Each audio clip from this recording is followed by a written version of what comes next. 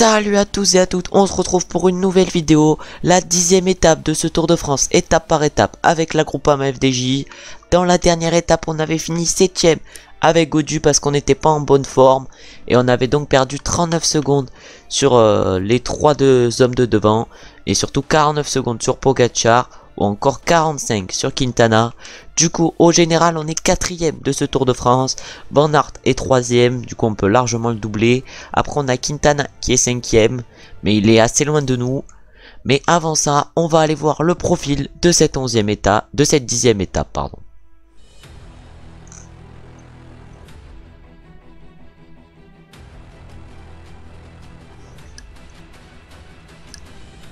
On peut voir ici le profil de cette 10e étape qui arrive à Megève.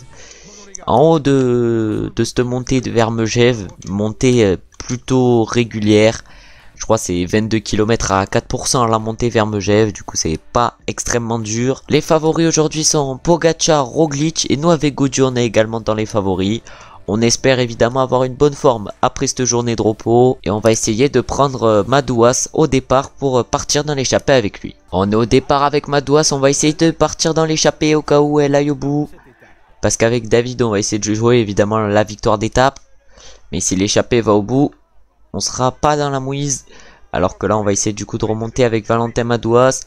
Gaudu qui a une forme plutôt bonne. Il n'a pas une forme insane mais plutôt bonne. Alors que là... on est avec Burgodo et Juliensen, on est parti pour l'instant dans un groupe de 6 coureurs. C'est bon, avec Madouas, on est presque parti dans cette échappée. On va essayer d'aller chercher les 2 points en de cette côte. Malheureusement, j'ai pris Madouas alors qu'il est 15ème au classement général. C'était pas la meilleure tactique. On a Mathieu Burgodo et on a Chris Neylands. Et nous, on va évidemment accélérer. Et là, on va tout donner dans ces 400 derniers mètres avec Madouas pour essayer d'aller chercher les points. On a Chris Neylands à notre gauche. Et on arrive magnifiquement à aller chercher ces points. On se retrouve maintenant, prochaine 3ème catégorie. On arrive vers la fin de ce 3ème catégorie où on va essayer évidemment d'aller chercher les points. On a pour l'instant 2 points, je crois bien, au classement de la montagne. On en avait déjà 8. Ça veut dire qu'on en a 10 points actuellement avec Valentin Madouas. Pour l'instant, c'est notre coéquipier de toute façon Gaudu qui a le maillot à poids. Burgodo qui passe. Ah, malheureusement, on a chopé 0 points sur ce 3ème catégorie. On va maintenant se retrouver pour le prochain 3ème catégorie. On est maintenant à 1 km du sommet de cette côte de Marigny qui va nous rapporter encore 2 points si on arrive à passer en tête. Mais là ça accélère trop pour nous. On va essayer pourquoi pas de les reprendre encore 400 mètres. On a peut-être lancé d'un peu trop tôt avec Madouas mais on a tenté le tout pour le tout avec Valentin. Et nickel, on prend du coup les 2 points avec Madouas. On va maintenant essayer d'aller chercher le sprint intermédiaire. On est maintenant plus qu'à 2 km du sprint intermédiaire. Un sprint intermédiaire qu'on va essayer d'aller chercher pour pourquoi pas jouer un maillot vert avec un de nos coureurs. Même si Van Aert est limite injouable pour l'instant maillot vert vu qu'il a X victoires d'étape. Là on a Mathieu Burgodo dans la roue. Mathieu Burgodo, on a également Christopher Juliensen. Ça va se jouer au sprint. Nous on va prendre la roue de Burgodo avec Madouas. Oh là, Madouas qui n'est pas assez rapide, j'ai l'impression. On a Tom Skins qui nous dépasse. Et malheureusement, on fait 3 sur ce sprint inter avec Madouas. On va donc se retrouver au pied de la montée qui va vers Megève avec David Gaudu. On est maintenant là à 22 km de l'arrivée avec David Gaudu. Devant, c'est la Team Ineos qui est en train de rouler. On va voir si avec Gaudu, on peut réaliser une grosse montée. On a notre coéquipier Madouas qui est devant avec 2 minutes 45 d'avance. On va évidemment pas rouler pour lui revenir dessus au Valentin. Parce que s'il peut aller chercher pourquoi pas une victoire d'étape. Là, il est parti seul avec Tom Skins. Chris Neylands ou encore Gregor Moulberger n'ont pas pu suivre. Mais là, ça va sûrement se regrouper devant. Je sais pas si Madouas avait suivi l'attaque ou c'est lui-même qui a attaqué. Alors que nous, c'est Filippo Ganna qui accélère, suivi directement par Wout van Aert. Double vainqueur en IRL. Et là, il est 3ème du général pour l'instant dans ce Tour de France. On va voir si on peut lui reprendre du temps aujourd'hui et ainsi aller chercher la 3ème place. Mais surtout, pourquoi pas reprendre du temps à Roglic et Pogacar qui sont pour l'instant largement devant nous. On a pas mal d'avance en plus sur le 5ème alors que c'est Romain Bardet qui accélère déjà. Le 9ème du classement général qui accélère. Il est à 7 minutes 42 au général et il y a déjà quelques coureurs qui ont lâché. 75 coureurs qui ont déjà lâché dans cette montée vers l'Altiport. On peut voir à droite les pourcentages de cette montée qui sont plutôt faibles tout au long de la montée. On va dire par exemple à Storer de nous protéger. On peut voir ici que les pourcentages sont plutôt faibles tout au long de la montée et que ça sera plutôt une montée du coup plate. On peut voir déjà 21 km 400 à 4,2%. On est déjà à 18 km de l'arrivée. Alors que devant Romain Bardet, on a mis une belle et personne n'a pu le suivre. Nous, on est évidemment avec Gaudu. On n'accélère pas trop. On a Pogacar devant. On doit voir également Roglic à l'avant de ce peloton. On n'est plus que 77 dans ce peloton. Nous, on est en train de suivre le rythme avec Gaudu avec une vitesse pas trop élevée. On se met pas dans le rouge pour l'instant. Et là, ça accélère toujours avec, j'ai l'impression, les coéquipiers de Vlasov, ouais, qui accélèrent. Cette fois-ci, les Borans Greux. On a Rigoberto Urán bien placé. Nous, on est actuellement avec Gaudu. Un effort pas très élevé. Mais il va falloir que se dire que après, ça va être tout plat. Jusqu'à l'arrivée. Non, pas jusqu'à l'arrivée, mais pendant, je pense, une dizaine de kilomètres. Ça va être autour du 4% de moyenne. 3% même de moyenne dans ce col. C'est pour ça, je pense que tout à l'heure, il ne se passera pas grand-chose dans cette étape. Mais là c'est qui est en train d'accélérer? C'est Wout van Aert qui accélère. Encore une fois, le maillot vert. Pour l'instant de ce Tour de France, on va dire à tous nos coéquipiers de prendre le gel bleu. On va dire même à Pinot de ne pas s'accrocher pour qu'il perde du temps et qu'il puisse partir dans l'échappée. Mais Wout van Aert est toujours en train d'imprimer un gros tempo. J'ai l'impression qu'il demande des relais aux Cofidis. Les Cofidis qu'ils ont malheureusement perdu Guillaume Martin en IRL et qu'ils ont donc plus de leader. Ils ont que Yon Izagir, mais ils ont quand même réussi à choper le maillot à poids avec Simon Geschke dans une étape haletante où l'arrivée a été une arrivée à suspense. On savait pas si Pinot ou Bob Jungels allait s'imposer. Et là maintenant c'est Adam Yates qui accélère, suivi directement par Ben O'Connor et Romain Bardet. Les favoris qui commencent déjà à attaquer à 14 km du sommet dans des pourcentages à moins de 5%. Ah là ça devient assez dur de prendre de la distance avec ce genre de pourcentage. Là on est par exemple sur du 2%. C'est clairement une pente plate cette montée vers l'altiport pour l'instant. On va prendre le gel bleu avec Gaudu. Là pour l'instant on est un peu en mode récupération. On n'est plus que 60 dans ce peloton maillot jaune.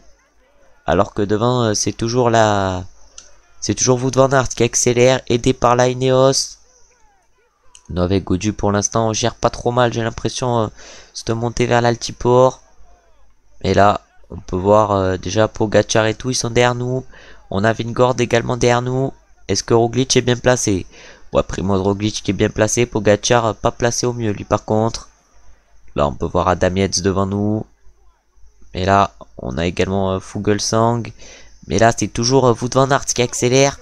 On a l'impression qu'il est immortel le Wout van Aert. Mais si on peut évidemment lui reprendre du temps, on va pas se prier. Voilà Pinot qui s'est relâché derrière parce qu'on lui a dit de ne pas s'accrocher pour qu'il perde du temps et qu'il puisse partir dans les échappées pour les prochaines étapes. Lui qui est pour l'instant malade dans le jeu. Alors que Madouas malheureusement s'est fait lâcher à l'avant. On va lui dire de prendre le gel bleu à Valentin Madouas. Mais c'est toujours Wout van Aert qui accélère le rythme. Sûrement pour Primoz Roglic. Vu que Jonas Vingord est clairement cuit. Ce qui est pas très réaliste par rapport à une IRL. Mais là il est clairement loin au classement général par rapport à Primoz Roglic. Qui est pour l'instant le leader de cette équipe Jumbo-Visma. En IRL, on est sur un double leadership, mais on voit bien que Vingord se détache par rapport à Roglic. On voit bien qu'il est plus fort que Primoz. Alors que là, toujours un groupe de 5 devant. On a un groupe de 2 derrière avec notre coéquipier Valentin Madouas. Limite, on peut lui dire de nous attendre à Madouas. Ça, il pourra récupérer un peu. On va dire à Madouas évidemment d'attendre. Alors que devant, c'est Thomas Pidcock qui est en train de rouler avec Wout van Aert. Directement dans la roue, Wout van Aert qui a l'air inépuisable sur ces étapes. On va dire évidemment maintenant à Madouas de nous protéger avec Gaudu. Vu que Storer n'est pas très bien pour l'instant dans cette montée. Vers l'altiport, là on va passer sur des pourcentages un peu plus compliqués. On est actuellement par exemple sur du 6,8%. Et après ça va être un peu plus dur. On va rattraper Gregor Moulberger. On va rattraper après Christopher Juliensen. Mais là, il y a encore Neylands, Tom Skuins et Mathieu Burgodeau qui tiennent encore le rythme. Alors que Ben O'Connor est en train d'être très bien placé, de tout donner pour tenir les roues des premiers coureurs. Est-ce que Romain Bardet est toujours en train d'attaquer? Mais oui, mais oh là, la tactique Bardet qui est clairement pas très bonne, j'ai l'impression. On est 62 dans ce peloton. Est-ce que ça craque derrière? Oh, ça craque un peu, mais pas énormément. Dans cette montée vers l'altiport, c'est pas une montée qui convient trop à Gaudu. Je pense qu'on va perdre un peu de temps sur les gros favoris aujourd'hui, malgré notre bonne forme. Madouas qui accélère devant, Storer qui vient de craquer malheureusement, Daniel Martinez qui a attaqué, il est 16e au général à 11,28. En IRL il a perdu 15 minutes sur l'étape d'avant-hier. Du coup il ne jouera plus le général, pardon. Voilà, j'ai un peu bégayé. Alors que devant c'est qui est en train de rouler, c'est Tish Benoît, toujours suivi par Wout van Aert. Alors que nous on a toujours Madouas pour nous protéger. Ah, il reste moins de 4 km, j'avais pas vu, on peut les faire à fond. Ah mais ça passe trop vite cette montée. Et on peut voir qu'on va peut-être rattraper Daniel Martinez et Mathieu Burgodeau. Il y a personne qui nous a suivi derrière. Oh là là, un peloton de 47 coureurs derrière. Après faut pas se voir trop fort dans cette montée. Il reste encore moins de 3 km. Mais 3 km ça se trouve on va pas tenir. Et pourquoi pas aller chercher les points de cette première catégorie avec Gaudu. Alors que maintenant c'est qui? Maintenant c'est Primoz Roglic qui accélère. Primoz Roglic. On peut voir qu'il y a également Romain Bardet bien placé, Jonas Vingegaard également qui est bien placé, qui essaye de protéger son leader Primoz Roglic. On n'est plus que 25, Guillaume Martin a craqué derrière malheureusement pour lui. Mais là, on est dans un groupe de 24 coureurs, on a toujours deux équipiers, Stefan Kung et Valentin Madouas. Jonas Vingegaard qui imprime toujours le tempo, Sepp Kuss qui vient de craquer, on a également Patrick Conrad qui a craqué. On n'est plus que dans un groupe de 22, maintenant on n'est plus que 19. On n'est plus que 19, Pogacar qui en met une. Pogacar qui accélère directement suivi par Primoz Roglic. Et Alexander Vlasov est sur la droite. Voilà, Pogacar qui semble très fort aujourd'hui, Pogacar. Qui semble avoir les jambes en feu alors qu'on n'est plus que 13 dans cette montée. Geraint Thomas qui craque. Adam Yates qui accélère à 400 mètres de la ligne. Adam Yates qui accélère à 400 mètres de la ligne. On va voir si on peut le reprendre, Adam Yates. Ouais, on s'impose avec David Gaudu. 4e victoire sur ce Tour de France. C'est clairement insane. On va du coup reprendre du temps aux autres favoris avec les bonifications. Pinot qui aura en plus perdu du temps, ce qui va lui permettre de partir dans l'échappée pour la prochaine étape qui arrivera au col du Granon. Mais avant ça, on va se retrouver pour les podiums de cette étape. Et du coup, on peut voir les podiums après cette étape. Et du coup, c'est nous, avec David Gaudu, qui nous sommes imposés et qui sommes allés chercher notre 4e victoire d'étape sur ce Tour de France. Ce qui est clairement insane. Après, au maillot jaune, c'est Tadej Pogacar qui est toujours en tête. Lui qui a fini, je crois bien, 2e sur cette étape. Ensuite, au classement par points, c'est toujours Wout van Aert en tête. On va voir s'il a perdu du temps. Et pour voir si on peut être 3e au classement général avec Gaudu. Et du coup, reprendre la place à Wout van Aert. Ensuite, au maillot à poids, c'est Gaudu qui est en tête. On a repris encore plus d'avance avec nos 10 points remportés en haut de l'altiport de Megève. Et au classement du meilleur jeune, c'est Tadej Pogacar qui est en tête. Pogacar, évidemment, il est maillot jaune, il est forcément maillot blanc également. Et on va du coup aller voir les classements après cette étape et voir les perdants du jour niveau favori. Du coup, on s'impose avec Gaudu devant Pogacar et Adam Yates. Adam Yates qui a bien géré sa montée. Derrière, on a par exemple Oran à 9 secondes, Martinez à 13 secondes, O'Connor à 19, Mas à 35. Ou encore Geraint Thomas à 50 secondes. Derrière, j'ai l'impression qu'il n'y a pas eu trop de coureurs distancés. On va voir où est Wout van Aert sur cette étape. Wout van Aert qui est 18e. Il était en forme extrême sur cette étape. 18e à 1 minute 03. On va voir du coup si on rentre en 3e position. Et du coup, on est 4e avec Gaudu toujours. On est à moins de 40 secondes de Wout van Aert. Et on est à 3 minutes 51 de Tadej Pogacar. C'est encore loin pour aller chercher une victoire sur ce Tour de France. Mais on est déjà à 4 victoires d'étape avec David Gaudu. En tout cas, merci d'avoir regardé la vidéo. On se retrouve demain pour la 11e étape de ce Tour de France qui arrive au col du Granon. N'hésitez pas à liker, commenter, vous abonner. Ciao, ciao, ciao.